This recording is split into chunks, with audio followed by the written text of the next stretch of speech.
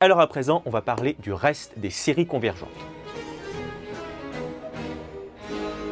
Alors déjà, avant toute chose, il faut bien avoir en tête que parler du reste d'une série, ça ne vaut que pour les séries convergentes. Enfin, si jamais vous êtes un jour amené à étudier le reste d'une série, dites-vous bien que cette série, obligatoirement, elle est convergente. Parce que ça n'a aucun sens, comme on va le voir, de parler du reste d'une série qui divergerait. Ça n'a vraiment aucun sens. Ça n'est vraiment pas possible. Donc là, vraiment attention, on est bien dans le cas d'une série qui converge, extrêmement important. Et donc on va mettre de côté toutes les séries qui divergent avec le concept de reste. Alors nous, du coup, bien évidemment, on va invoquer une série de termes général UN qui convergent. Et on va noter grand S, sa somme. Alors attention ici, on l'avait déjà dit dans les vidéos précédentes, allez les voir si vous n'êtes pas au clair là-dessus au niveau du vocabulaire. Qu'est-ce que c'est que la somme d'une série? C'est entre guillemets la limite de la série. Pour être tout à fait exact, c'est la limite du terme général de la suite des sommes partielles. Pour reprendre un exemple qu'on a déjà vu plein de fois, si jamais vous prenez cette somme qui est infinie, ici on a mis 3 petits points pour dire voilà on va jusqu'à plus l'infini, et ben ce truc-là, ça tend vers pi au carré sur 6. Ouais, donc pi au carré sur 6, c'est bien la somme de la série de termes général 1 sur n au carré, parce que là en fait on est en train de faire la somme infinie de l'inverse des carrés. Et comment ça s'écrit rigoureusement? Ça s'écrit comme ça. On a bien ici une somme infinie, on va de 1 jusqu'à plus l'infini, de l'inverse des carrés. Donc c'est bien 1 plus 1 sur 2 carrés, plus 1 sur 3 carrés, etc. Et on continue indéfiniment. Et bien ça, c'est égal à pi au carré sur 6. Et donc pi au carré sur 6, c'est bien la somme de la série de termes général 1 sur n carré, ou 1 sur k carré si vous voulez. Ça c'est vraiment très important au niveau du vocabulaire.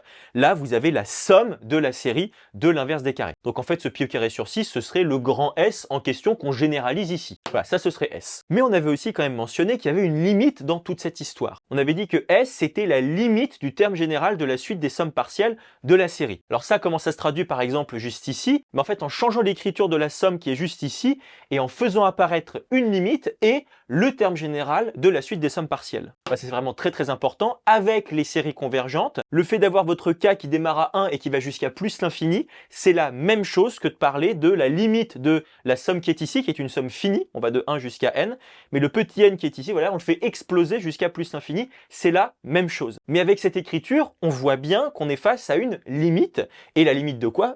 Du terme général de la suite des sommes partielles. Et ce terme général, on s'en souvient, qu'est-ce que c'est? C'est cette somme-là, c'est une somme qui est finie, qui démarre au premier terme, donc lorsque k prend la valeur de 1, et qui s'arrête à un moment donné lorsque k prend la valeur de n. Donc là, on a bien n termes. Et cette somme, comment est-ce qu'on la note? On la note très souvent Sn. Voilà, ça c'est Sn, et donc nous on sait que la limite donc de Sn lorsque n tend vers plus l'infini est égale à S ici, c'est-à-dire pi au carré sur 6. Encore une fois, on le rabâche, le fait de faire tendre n vers plus l'infini, ça veut dire que là on va rajouter encore et encore et encore des termes. C'est-à-dire qu'après on va avoir un n plus unième terme, n plus 2 termes, etc. Et on continue d'augmenter, on augmente le nombre de termes de cette somme, et toute cette méga somme entre guillemets va tendre vers pi au carré sur 6. Alors maintenant qu'on a bien rappelé toutes les notions et toutes les appellations qu'on va utiliser ici grâce à cet exemple, on va revenir à ce qui nous intéresse. Alors voilà, on est reparti. Nous, ce résultat, on le sait parfaitement, c'est tout à fait logique. La somme infinie des UK est égale à S.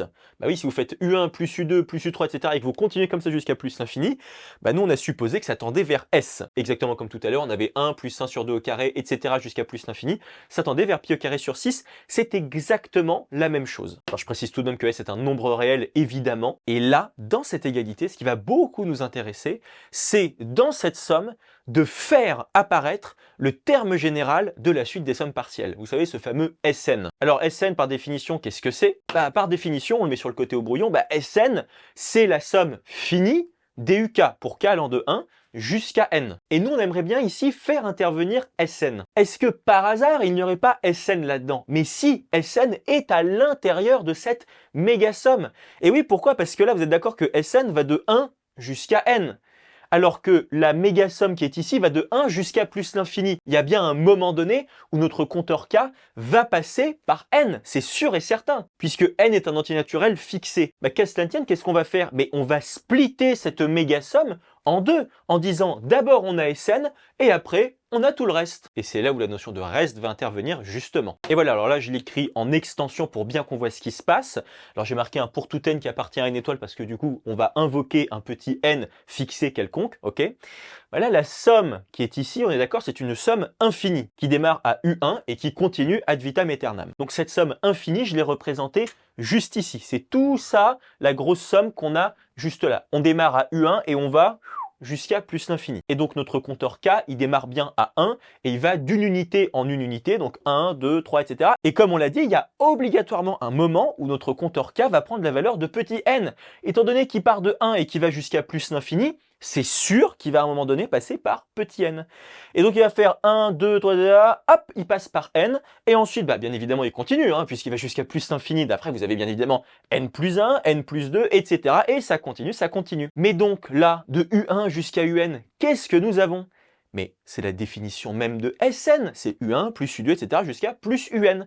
Donc en fait, tout ce truc-là, c'est Sn. Et voilà, Sn il est juste ici. Et donc on remarque qu'en fait, Sn plus tout le reste qui est ici est égal à S. Et ce mot de reste n'a pas été choisi au hasard, puisque justement, le reste d'une série convergente, c'est tout ce truc-là. C'est la somme de tous les termes qu'il y a après UN. C'est-à-dire que tous ces termes, UN plus 1, UN plus 2, etc., etc., et ça continue jusqu'à plus l'infini, puisque là, on a bien évidemment une infinité de termes, et tout ça, c'est ce qu'on appelle le reste de votre série. Et on le note très souvent Rn, avec le petit n, qui est exactement le même qu'ici, qui est en fait le petit n auquel on s'arrête avec Sn. C'est-à-dire qu'on va de U1 jusqu'à UN, tout ça, ça vous fait Sn, et après, tout le reste, UN plus 1, UN plus 2, jusqu'à plus l'infini, tout ça, ça vous fait votre reste. Alors, je vais réécrire ce résultat juste au-dessus. Voilà, on va y voir plus clair.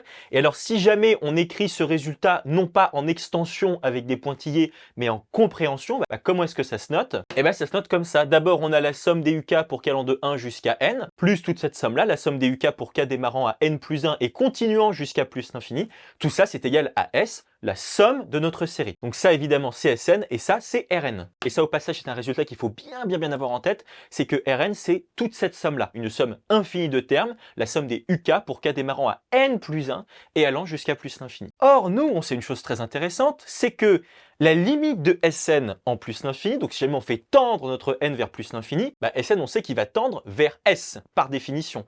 Si vous faites U1 plus U2 plus U3 et que vous continuez comme ça infiniment, donc vous faites exploser votre n ici vers plus l'infini, vous savez que toute cette somme-là va se rapprocher de S. Mais Rn, lui, vers quoi est-ce qu'il va tendre? Regardons un petit peu par le calcul et après on va comprendre. Alors là, ce qu'on a fait, c'est qu'on a envoyé Sn de l'autre côté de l'égalité. Vous avez Rn qui est juste ici, qui est égal à S moins Sn. Logique. Or, comme on l'a dit, Sn en plus l'infini tend vers S. Donc si jamais on applique les limites des deux côtés, ça va faire S moins S, et donc ça va faire 0, et donc la limite de Rn en plus l'infini, ce sera 0. Et voilà, et ça c'est un résultat extrêmement important, la limite du reste d'une série convergente tend vers 0. Alors là, encore une fois, pourquoi est-ce qu'on a S moins S? Parce que là, on a appliqué la limite à tout ce résultat-là. S, c'est un nombre réel fixé, il ne bouge pas, il n'est pas affecté par la limite.